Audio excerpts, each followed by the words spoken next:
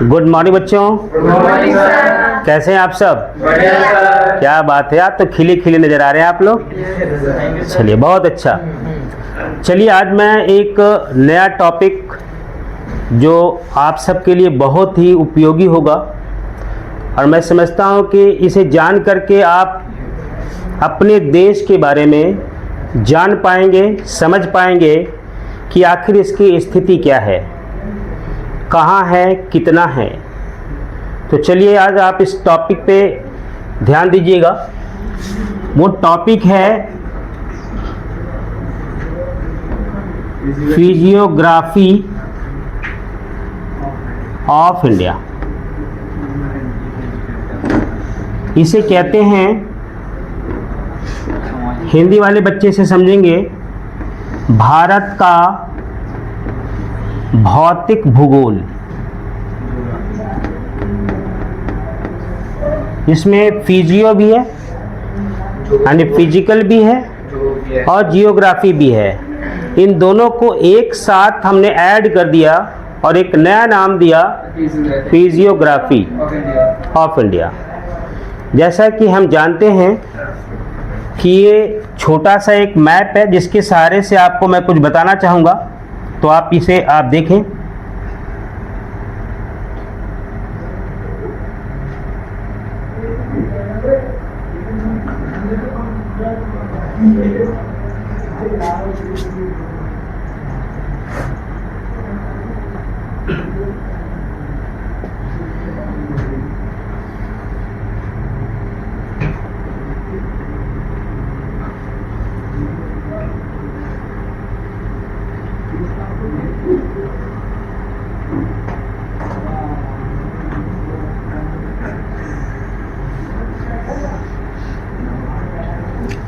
मान लें कि ये आपका भारत का मैप है। Yes sir. इसमें ये उत्तर दिशा को शो करता है। किसका दिशा बेटा?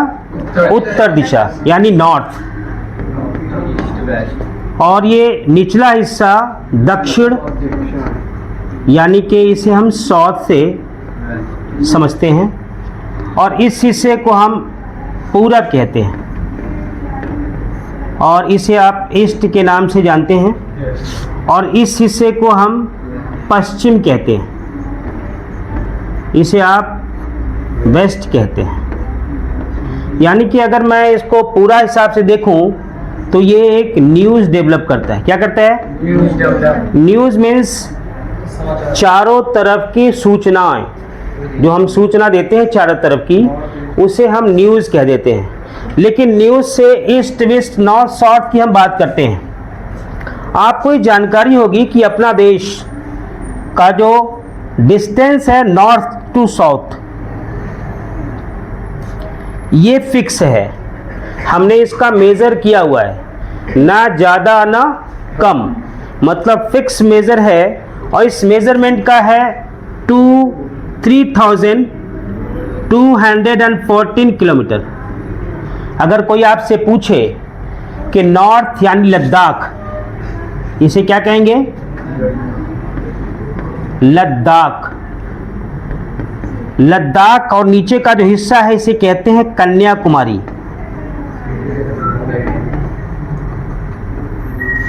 लद्दाख यानी कि उत्तर नॉर्थ से कन्याकुमारी तक का डिस्टेंस 3214 किलोमीटर है। बिल्कुल पक्की मेजरमेंट है, कोई डाउट नहीं। सेम ये आपका वेस्ट से लेके ईस्ट तक, इस हिस्से को कहते हैं अरुणाचल प्रदेश और इसे हम गुजरात का नाम जानते हैं। गुजरात से लेके अरुणाचल प्रदेश तक इसका डिस्टेंस 2933 किलोमीटर। आप देख रहे हैं ये डिस्टेंस आखिर बताई क्यों जा रही है? इसका कारण क्या है? इसका कारण है कि आप अपने देश के कंडीशन, स्थिति को समझ पाएं, क्योंकि आपका जो नेबर कंट्री है पाकिस्तान, ये नेबर कंट्री है चाइना। ये नेबर कंट्री है श्रीलंका। ये नेबर कंट्री है, बोलो बेटा कौन सा? बांग्लादेश। क्या है? बांग्लादेश। ये आपका अलग अलग देश है। ये देश हमारे देश के बाउंड्री के हिसाब से, देश की सीमाओं के हिसाब से अगर इंटरफेयर करता है तो हमारी और इसके बीच में एक मामला तय हो जाता है।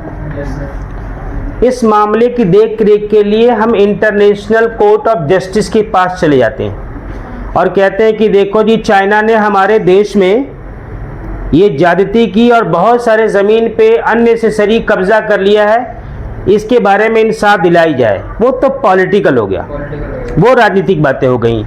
लेकिन ये फिक्स करने से कम हमारी एक पैमाइश है। जैसे आपका घर, आपकी ज़मीन, उस ज़मीन की पैमाइश ले लेते हैं।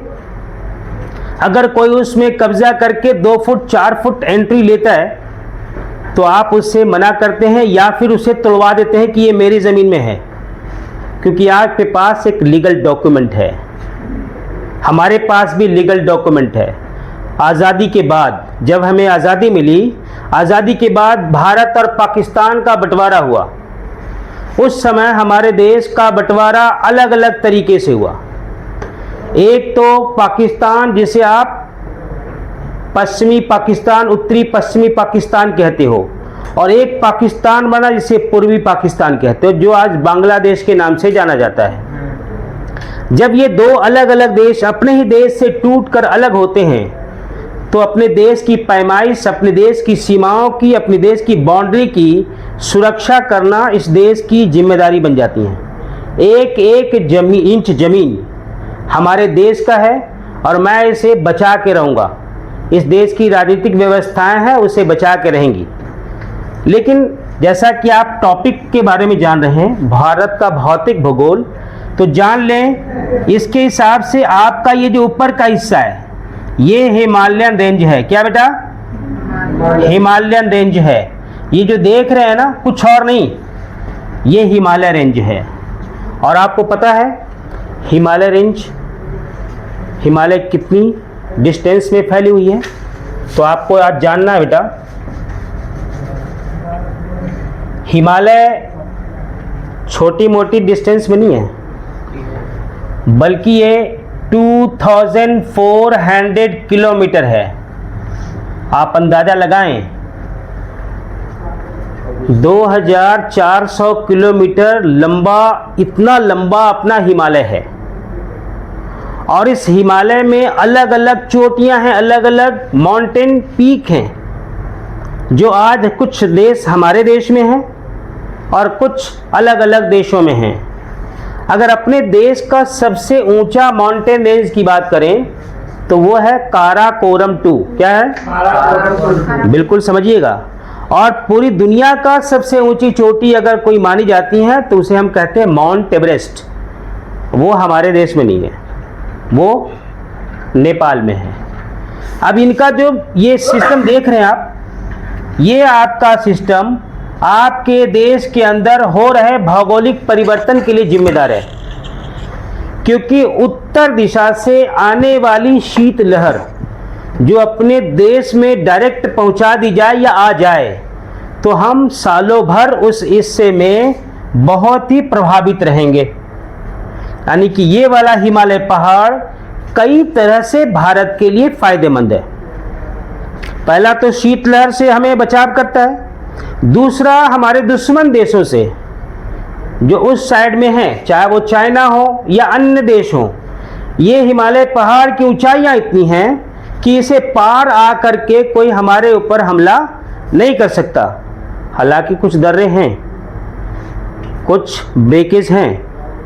पहले के ज़माने में, पुराने ज़माने में उस दर्रे से आया करते थे, लेकिन वो इतना खतरनाक था कि आज उससे आना पॉसिबल नहीं है।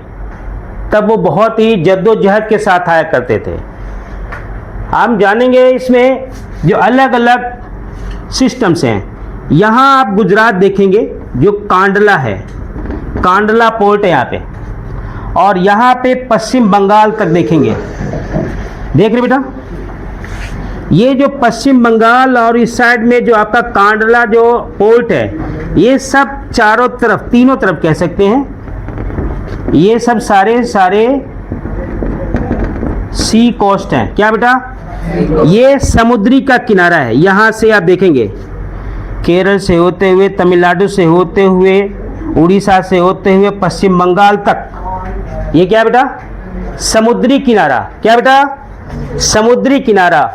और जो सी कोस्ट है आपका, सी कोस्ट कहते हैं समुद्री किनारा, जो हमारे पास है मेरे बच्चे 7,516.6 किलोमीटर का ये एक सिस्टम है। आप देखेंगे गुजरात जो कि समुद्र के किनारे है, इस एरिया में कौन सा है बेटा? अरेबियन सी, अरब सागर है। कौन सा बेटा? अरब सागर है। दूसरी तरफ नीचे देखेंगे क्या बेटा? हिंद महासागर। क्या बेटा?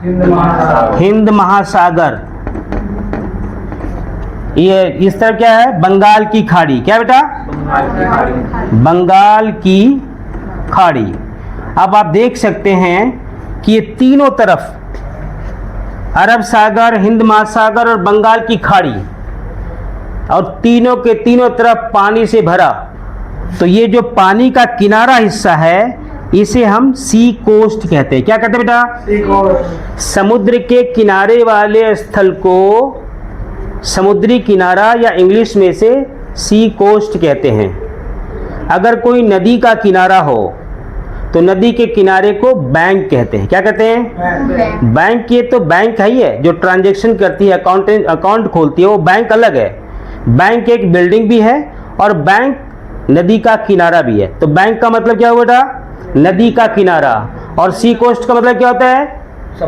समुद्र का किनारा। बहुत सही। ये जो समुद्र के किनारे किनारे आप देख रहे हैं ना, इसका जो डिस्टेंस है वो कितना है? 7,516.6 किलोमीटर। अब चाहते तो राउंड अबाउट कर सकते हैं, लगभग कर सकते हैं कि 7,516 किलोमीटर का जो ये एरिया है ये समुद्र के किनारे का है। और इससे कहीं दुगना, इस एरिया से कहीं दुगना जो आपका ऊपर का हिस्सा है, ये देख रहे हैं ना, इसे स्थल भाग कहते हैं। क्या कहते हैं बेटा? स्थल बोले तो ये जमीन का हिस्सा है। क्या बेटा? जमीन का हिस्सा है। और ये अर्थ जो सरफेस है, अर्थ पार्ट है आपके पूरे भारत का, वो है 15,200 किलोमीटर। क्या बेटा? मतलब 15,200 किलोमीटर ये जो आपका क्षेत्र दिख रहा है, इसकी लंबाई है ये। तो समुद्री किनारे का लंबाई और प्लस स्थल भाग की लंबाई, अगर दोनों को ऐड कर दें तो अपने पूरे भारत का क्या मिल जाएगा? आउटर बाउंड्री का एरिया मिल जाएगा। क्या मिल जाएगा? बाहरी क्षेत्र का हमें लंबाई मिल जाएगी। मैं इतना लंबा चौड़ा हूं। मेरी बात समझ रहे हैं आप? देखिएगा बेटा, अब थोड़ी सी स्थिति हम जान लें कि अपना ये भारत जो है, जिसे आप इंडिया कहते हैं, ये पूरे विश्व में क्या स्थिति है। पूरे विश्व की जितना भी क्षेत्रफल है, लगभग 195 देश है हमारे पूरे विश्व की बात करें। 195 कंट्री में 7 देश ऐसे हैं जो क्षेत्रफल की दृष्टि से बड़े हैं। उनमें से ये भारत जो क्षेत्रफल का दृष्टि है वो 7वें नंबर पे है। और आपको बता दूं कि टोटल जो कि 100% 100% का जो आपका एरिया है पूरे वर्ल्ड में, भारत की स्थिति की बात करें तो यह भारत की जो स्थिति है, भारत की स्थिति 2.47% है। क्या बेटा? मतलब कि 100% जो एरिया है पूरे वर्ल्ड का, उसमें से भारत का जो पार्ट है वो 2.47% है। और कितने कंट्री राउंड अबाउट? 195 कंट्री। कितने कंट्री बेटा? 195। क्या बात है, बहुत अच्छा। तो ये 2.47% अर्थ या एरिया, ये एरिया या क्षेत्रफल कह सकते हैं। क्या कह सकते हैं? क्षेत्रफल, यानी कि एरिया का नाम से आप जान सकते हैं। ये एरिया भारत की स्थिति को दर्शाता है। भारत, अब स्थिति को देखें कि भारत यहाँ पे साउथ में, आप कहेंगे भारत के साउथ, भारत का नॉर्थ, ये तो भारत ही है। आखिर यहाँ पे इतने अलग अलग वेदर कंडीशन क्यों? क्लाइमेट चेंज होती तो क्यों है? अगर इंडिया है तो जैसा होना चाहिए। अगर भारत में हम रहते हैं तो साउथ इंडिया में, दक्षिण भारत में हम गर्मी झेल रहे होते हैं। इस समय का जो टेम्परेचर है, अभी ये मई मंथ का एंड डे है, आप समझ लीजिए अभी 46-47 टेम्परेचर अभी दिल्ली में है। और यही टेम्परेचर अगर आप आ जाएं भारत के एक हिस्से में जिसे थार डेजर्ट कहते हैं। क्या कहते हैं? थार डेजर्ट कहाँ है बेटा? थार डेजर्ट कहाँ है? थार डेजर्ट, थार रेगिस्तान, थार मरुस्थल राजस्थान में है। कहाँ है? राजस्थान में। टुकुर टुकुर देखेगा, बोलेगा कुछ भी नहीं। बोला कर, बोलने से क्या होता है, अंदर की आत्माएं जो है जाग जाती हैं। जगाओ अपने आप को मेरे लाल, ठीक है। तो यहाँ पे थार डेजर्ट में क्या टेम्परेचर होगा इस समय, आप अंदाजा लगा सकते हैं? अगर ये 45 आपके दिल्ली में है, दिल्ली कोई ज्यादा दूर नहीं है, दिल्ली से राजस्थान की दूरी बहुत कम है, 250 से 300 किलोमीटर की दूरी में तय करके जाएं तो राजस्थान पहुंच जाओगे। अगर 45 डिग्री यहाँ पे है तो यहाँ पे 55 डिग्री है।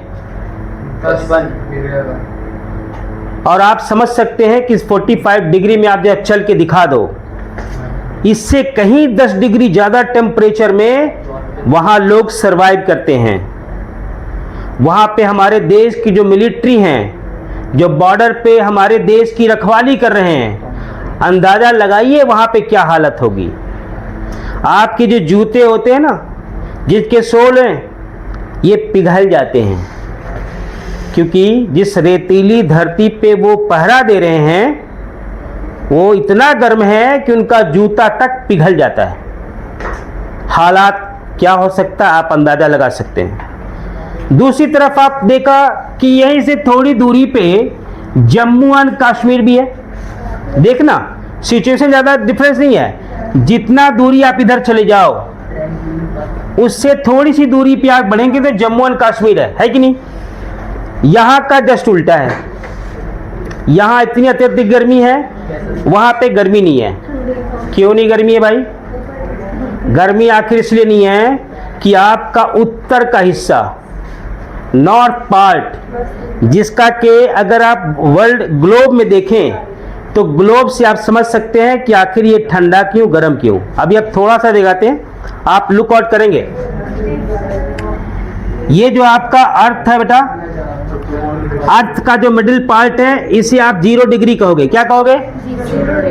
0 डिग्री। थोड़ा सा शॉर्ट में आपको बताना चाह रहा हूँ, समझाना चाह रहा हूँ कि आखिर गर्मी और सर्दी क्यों। ये जो इक्वेटर है, दुनिया का सबसे ज्यादा गर्म प्रदेश ये है। जो जो कंट्रीज लाइन में है, समझ जाना कि वहां पे 24/365 गर्मी ही गर्मी है, ठंडे होने का कोई उम्मीद नहीं है। क्योंकि ये यहाँ पे जो है ना, इसी 0 डिग्री पर सनलाइट 24 आवर्स है। ये सन क्या है? फिक्स है। सन क्या बेटा? फिक्स है। सन क्या मूवेबल है क्या? मेरे प्यारे वैभव, आप बताएं बेटा, हमारा जो सन है वो ईस्ट से वेस्ट में, और फिर मॉर्निंग में फिर ईस्ट में, फिर वेस्ट में, तो क्या बता सकते हो कि ये सन मूवेबल है? सन मूव करता है? बिल्कुल करता है। गलत जवाब है। सन बिल्कुल फिक्स है। सन हिलती डुलती नहीं है। सन बिल्कुल फिक्स है, वन साइड। और वो कहाँ फिक्स है?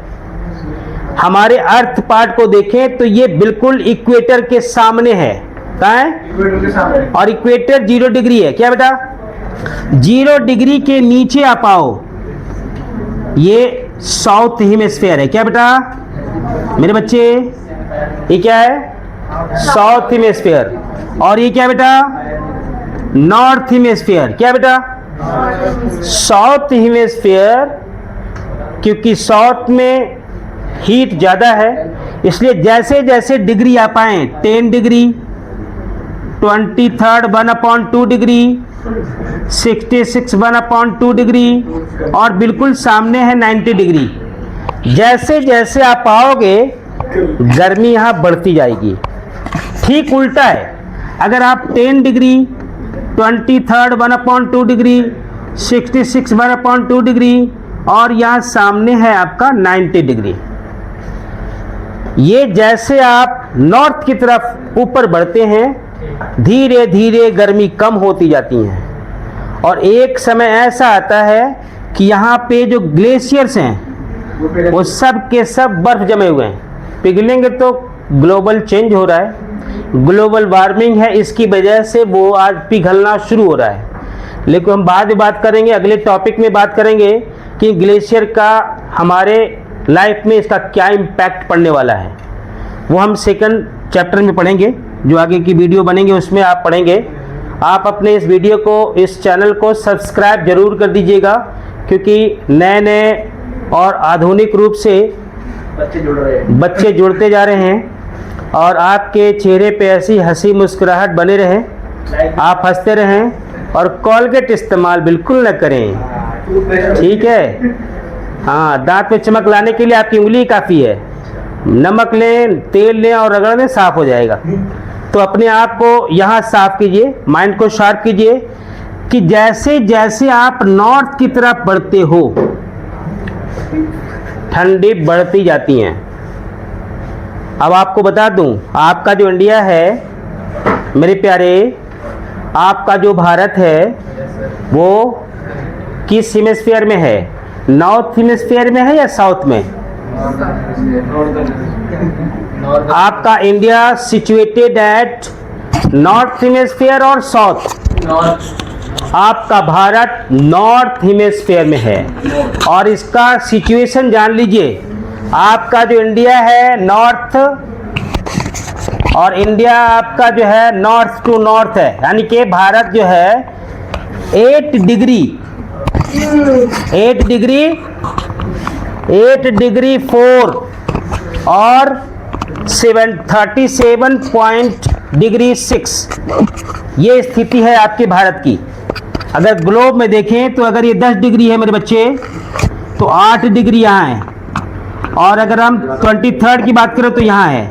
भारत जो है बेटा उत्तर दिशा में ये है और दक्षिण दिशा में ये है। भारत की उत्तर दक्षिण की बात कर रहा हूँ, साउथ हेमिस्फीयर की बात नहीं कर रहा। भारत का जो साउथ है ना, उसका 8 डिग्री पे है। क्या बेटा?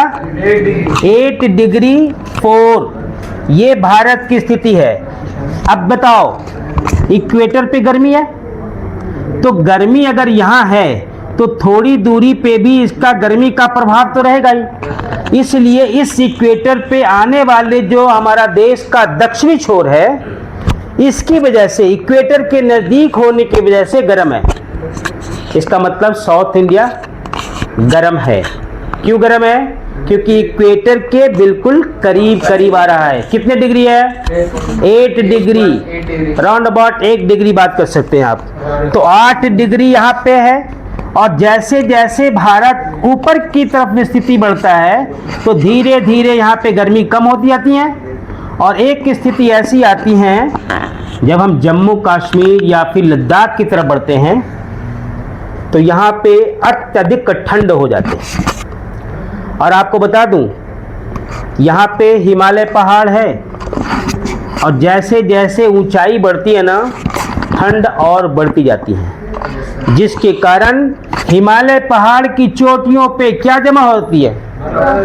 बर्फ की परतें जमा होती रहती हैं, लेयर बाय लेयर जमा होती रहती हैं, और टेम्परेचर के माइनस प्लस के कारण वो स्नो पार्ट पिघल करके पानी का रूप लेता है और वही पहाड़ों से होता हुआ नीचे आने के बाद एक नदी का रूप, इसे हम सदा नीरा गंगा नदी के नाम से जानते हैं। गंगा नदी भी हैं, आपके यमुना भी हैं, सरस्वती भी हैं, सतलज, झेलम, चिनाब, ये सब नदियां वहाँ से निकलती हैं। और ये क्या हैं? सदा नीरा।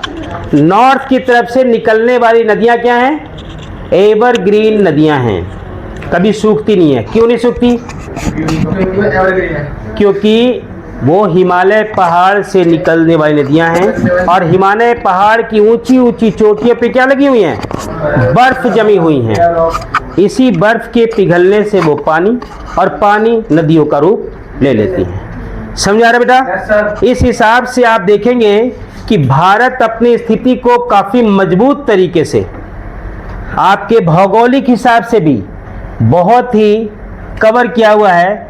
उत्तर की तरफ से आने वाले, दक्षिण की तरफ से आने वाले, हालांकि ये देखेंगे तो ये जो तीनों जो अलग अलग समुद्र का पार्ट है, ये भी भारत के लिए एक वरदान है। क्यों वरदान है भाई? आखिर ये तीनों समुद्र भारत के लिए क्या है? वरदान है। अगर व्यापारिक रूप से देखें तब भी, अगर भौगोलिक दशाओं की तरफ देखें तब भी, क्योंकि इस हिस्से में उठने वाले जलवाष्प, वाटर वेपर, भैया पानी पानी है तो क्या होगा? वाटर वेपर होगा ना। जलवाष्प बनेगा कि नहीं बनेगा? पानी जलवाष्प में परिवर्तित कब होता है? पानी जलवाष्प में परिवर्तित कब होता है? जब वो गर्म होता है, हीट होता है। हीट के बाद वो उबलना शुरू होता है, उबलने के बाद भाप बनता है और भाप जो है वो हवा में हल्की होती हैं, इसलिए ऊपर उठती हैं। और ये लगातार बनने वाली प्रक्रिया है, एक दिन तो है नहीं, 24 घंटे है, क्योंकि अर्थ पे जो समुद्र का हिस्सा है उस पे 24 आवर्स उनका सूर्यदेव का आशीर्वाद रहता है, जिसके कारण वाटर वेपर लगातार बनता रहता है। और ये वाटर वेपर हल्की हो करके हवा में उठती हैं। हवा में उठने के बाद कहाँ जाती हैं? अर्थ का एक लेयर है, उस लेयर का नाम है लिथोस्फीयर। क्या नाम है? इसे हिंदी में कहते हैं क्षोभ मंडल। क्या कहते हैं? ये जो वाटर वेपर है क्षोभ मंडल में ऊपरी हिस्से में जमा होता था। इसे संघनन के नाम से जानते हैं, इसे कंडेंसेशन के नाम से जानते हैं। और ये कंडेंसेशन, संघनन एक बादल का रूप लेता है और बादल का रूप लेने के बाद हवा के माध्यम से वो उत्तर दिशा की ओर बढ़ती है। क्या बढ़ती है? उत्तर दिशा। अब बताओ, उत्तर दिशा की ओर बढ़ी तो उत्तर दिशा में कौन है? उत्तर दिशा में प्रहरी का काम कर रहा है हिमालय। और हिमालय की ऊंचाई पता है क्या है? 8,848 मीटर, लगभग 9 किलोमीटर ऊंचा है। समझ रहे आप? जब ये बादल बनता है ना, उत्तर दिशा में जब बादल आगे बढ़ती हैं तो ठंडा प्रदेश होने के नाते वो भी बादल का जो जलवाष्प है, जो संघनन है, जिसे आप कंडेंसेशन कहते हैं, ये भी जमना शुरू हो जाता है। और जब जमता है तो भारी होता है। अब भारी होने के नाते आगे नहीं बढ़ पाता और हिमालय पहाड़ के ऊंची चोटियों से, हिमालय पहाड़ से, पहाड़ियों से टकरा टकरा करके अपना पानी वहीं छोड़ देता है, अपना पानी वर्षा के रूप में छोड़ देता है। आप समझ सकते हैं कि यहाँ पे गारो, जयंतिया, खासी, ये 3 पहाड़ियाँ हैं और एक मासिन राम एक जगह है जहाँ पे आप जानते हैं, जनरल नॉलेज में एक प्रश्न आया करता है, चेरापूंजी के नाम से पहले जाना करते थे, हम उसे मासिन राम के नाम से आज जानते हैं। अलग अलग प्रदेश हैं, अलग अलग हिस्से में। तो चेरापूंजी और मासिन राम दुनिया का एक ऐसा प्लेस है जहाँ पे रोज वर्षा होती है। रोज, थोड़ा बहुत ज़्यादा कम होना है लेकिन रोज होना है। क्यों होना है? क्योंकि बंगाल की खाड़ी से उठने वाली जलवाष्प जाती कहाँ है? इस हिस्से में, जहाँ पे तीनों साइड गारो, जयंतिया और सामने खासी, ये तीनों पहाड़ियों से टकरा, खांसी नहीं, खासी, हाँ खासी खोखों वाला नहीं, ठीक है। तू खांसी समझ रहा है बेटा। तो ये इस तरह से यहाँ पे वर्षा का कारण बनता है। रोज वर्षा का कारण बनने का कारण बंगाल की खाड़ी से उठने वाले जलवाष्प सीधे उत्तर दिशा की ओर पलायन करती हैं, परिवहन करती हैं, और वहाँ पे ठंड प्रदेश होने के नाते बादल की स्थिति नीचे आती है। ठंड होने के कारण वहीं पे पहाड़ी से टकरा करके अपना पानी वहीं छोड़ देती है। बारिश पूरे साल होती है। क्यों होती हैं? अगर मासिन राम में पूरे साल बारिश होती, क्यों होती हैं? तो कारण बताना है। बंगाल की खाड़ी से उठने वाले जलवाष्प ऊपर उठने के बाद हवा के माध्यम से उत्तर दिशा की ओर बढ़ती हैं, और वो 3 अलग अलग पहाड़ी ऊंचाई, इधर जाए तो गारो, इधर जाए तो जयंतिया, सामने आए तो ये तीनों से टकरा करके बारिश कर देती हैं। बड़ा आनंद आ रहा है बेटा धथुरन। अच्छा नहीं यार, लेना चाहिए। बच्चे अच्छे हैं, बच्चे खूबसूरत भी हैं, थोड़ा पढ़ाई में भी खूबसूरती हमें दिखानी है। ठीक है बेटा। मैं चाहता हूँ कि आगे का जो पाठ है इससे संबंधित है, वो नेक्स्ट वीडियो में आपको बताऊंगा। वो बताऊंगा ग्लोब के माध्यम से आप अपने भारत की स्थिति और विश्व की स्थिति के बारे में जान पाएंगे। इसके लिए आज तक इतना ही करते हैं। धन्यवाद।